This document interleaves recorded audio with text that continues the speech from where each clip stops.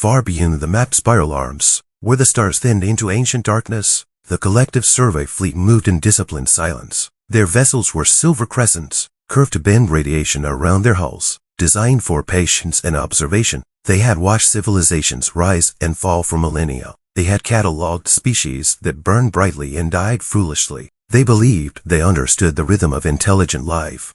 And then they found Sol. At first, the system looked unremarkable. A middle-aged yellow star, a scattering of rocky worlds, outer gas giants with predictable moons, standard gravitational balance, standard stellar output. Nothing about it suggested strategic importance. Until they scanned the asteroid belt. It was not an asteroid belt. It was a lattice. The rocks were anchored into position by gravitational tethers. Massive metallic frameworks threaded between them like the bones of a cosmic skeleton. Energy signatures pulsed through the entire structure, so vast that the scanners initially mistook them for stellar interference. Then the survey fleet magnified their imaging. Ships? Not down seams, not hundreds. Millions? They were dotted inside hollowed asteroids, suspended in vacuum cradles, nested along kilometer-wide docking rails, stacked in layers that spiraled around the sun. Some were sleek and narrow, others bulky and armored, some dwarfed small moons. Every one of them powered down. Every one of them waiting. The fleet's command vessel transmitted a priority burst to the collective. Possible megastructure, unknown function, extreme scale, no active defense detected. The collective's response was immediate. Approach, observe, do not provoke. The survey fleet drifted closer. They began to realize something unsettling. This was not a defensive station.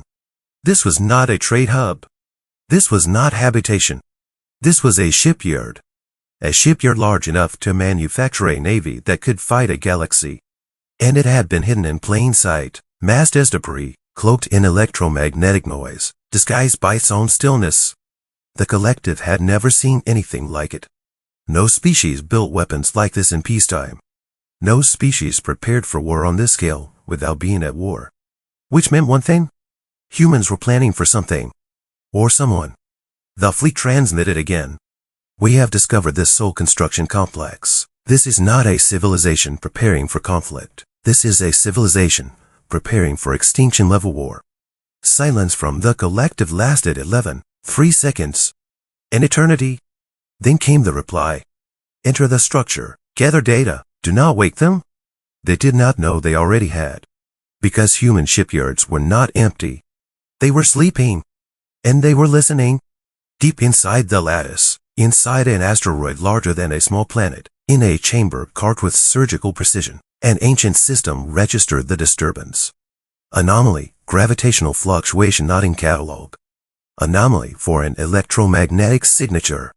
Anomaly, non-human vessel inside restricted zone. The system did not panic. It did not alert.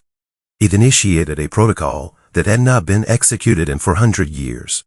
Shipyard Defense Intelligence Online. Across the belt, dormant reactors began to hum. Tiny, almost imperceptible. Like a beast inhaling after a long sleep. The survey fleet did not notice at first. Their sensors were focused on mapping hull designs, material composition, energy conduits. Then one of the junior analysts spoke. Commander, we are detecting microenergy spikes across the entire structure. The commander frowned. Natural thermal equalization. No, Commander, patterned, coordinated. Before the commander could respond, every human ship in the shipyard lit up at once. Not fully. Just enough. Lines of blue light traced their hulls like veins awakening. Docking arms retracted. Massive blast doors slid open. Thousands of ship cradles rotated to face outward. And then the fleet understood. They were not in a graveyard of inactive ships. They were inside a nest. A nest that had just realized it had visitors. Panic rippled through the collective formation. Retreat. The order came too late. Because the first human vessel detached from its cradle. It was small by comparison, only 2 kilometers long, narrow, angular, weapon ports along its spine. Its engines did not flare. Space behind it simply distorted, and it was suddenly outside the survey fleet formation. Another did the same. Then 10. Then 100. They did not accelerate. They repositioned reality around themselves. The collective shipsmen, trying to reorient weapons that were meant for pirates, wrote asteroids, minor threats. These were not minor threats. A beam lanced out from one of the human ships. It did not look powerful. It was thin, almost delicate. The first collective cruiser ceased to exist. Not exploded. Not damaged. Its matter unraveled into plasma mist and scattered into vacuum like dust. No warning. No shield interaction. No resistance. The commander's voice broke composure for the first time in decades. Broadcast surrender, now. The signal never left. Because the space between the fleet and the exit point of the system twisted, folded, and sealed. Like a door being closed. The humans were not attacking. They were containing. Inside the asteroid, the defense intelligence analyzed the intruders. Unknown origin, unknown intent. But inside the restricted perimeter, protocol was clear. Isolate, disable, preserve evidence. The war machines began to move. And across Seoul, on Earth, in cities that had long forgotten the fear of invasion, alarms began to ring. Not public alarms. Deep ones. Military ones. On screens beneath mountains, in orbitals above oceans, in stations buried under ice caps, human operators stared at the notification, none of them expected to see in their lifetimes. Shipyard protocol activated, unauthorized alien presence detected.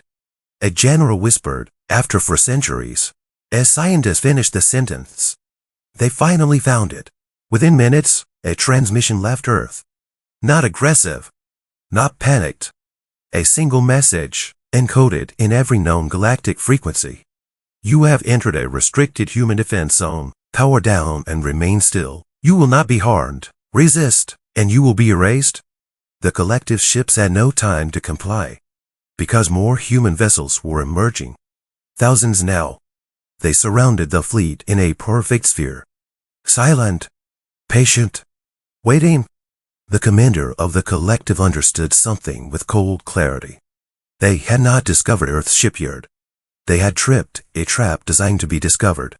And the moment they had crossed the boundary, the humans had learned something priceless. Someone out there was searching. Someone had technology advanced enough to bypass the cloaking of soul. Someone, somewhere, was powerful. And now the war machines were awake. The commander gave the only order left. All ships, power down, translate compliance. One by one, the silver crescents went dark. The human ships did not fire. They simply waited. Like predators that had no need to rush. Because they knew their prey was already caught. Hours later, a single human vessel approached the command ship. It dwarfed it. 30 kilometers of armored structure, weapons like city towers, engines that hummed with restrained apocalypse. A voice entered the collective channel. Calm, measured, almost polite. This is Admiral Reyes of the Terran Defense Network. You will be escorted to Earth. We will talk. The commander asked the question that had begun to haunt him. Why build all of this? There was a pause. Then the human answered. Because the last time aliens came to Earth, we were not ready. The commander felt something like dread. How long ago was that? 612 years. Silence hung between them. Then Admiral Reyes added quietly. And we promised ourselves it would never happen again. Behind him, in the asteroid belt, millions of dormant ships remained lit. Awake. Watching. Waiting. And across the galaxy, something else noticed the activation. Something old. Something that remembered Earth. And something that had hoped humanity had forgotten how to fight. It was very, very wrong.